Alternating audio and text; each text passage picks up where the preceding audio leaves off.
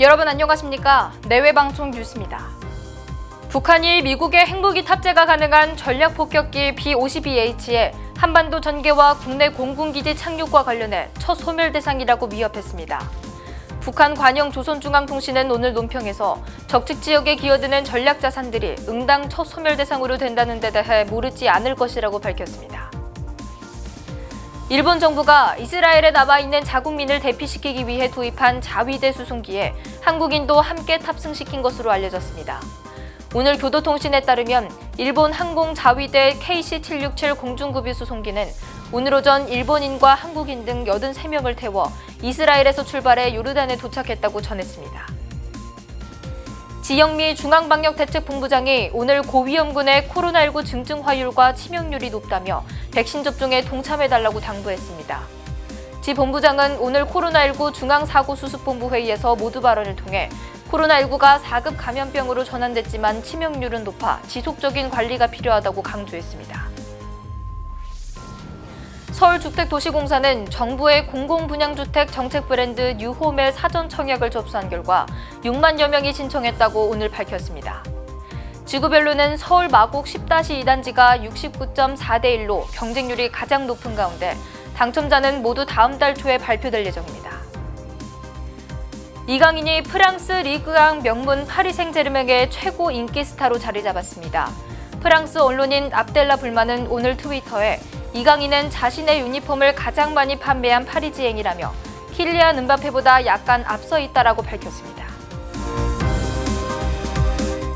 북한이 미국의 핵무기 탑재가 가능한 전략폭격기 B-52H의 한반도 전개와 국내 공군기지 착륙과 관련해 첫 소멸 대상이라고 위협했습니다. 북한 관영 조선중앙통신은 오늘 논평에서 적측 지역에 기어드는 전략자산들이 응당 첫 소멸 대상으로 된다는 데 대해 모르지 않을 것이라고 밝혔습니다.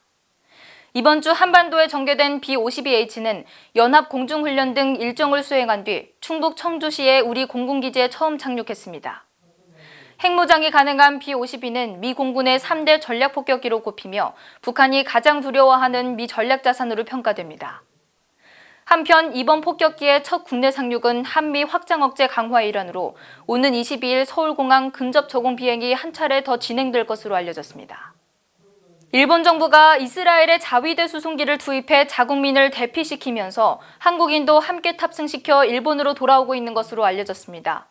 오늘 교도통신에 따르면 일본 항공자위대 KC-767 공중급유 수송기는 오늘 오전 일본인과 한국인 등 83명을 태워 이스라엘에서 출발해 요르단에 도착했다고 전했습니다.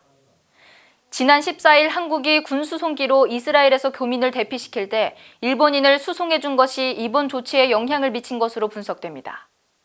앞서 일본 정부는 탑승 좌석에 여유가 있을 경우에 대비해 사전에 한국 측에도 한국 교민 탑승 여부를 문의한 것으로 전해졌습니다.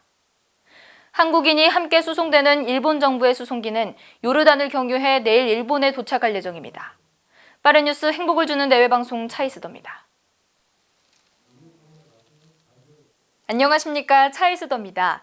내외방송의 더 많은 영상을 보고 싶으시다면 오른쪽에 있는 구독하기 버튼을 눌러주시기 바랍니다. 알림 설정까지 완료하시면 영상이 올라오는 즉시 확인하실 수 있습니다. 저희 내외방송을 시청해주셔서 정말 고맙습니다.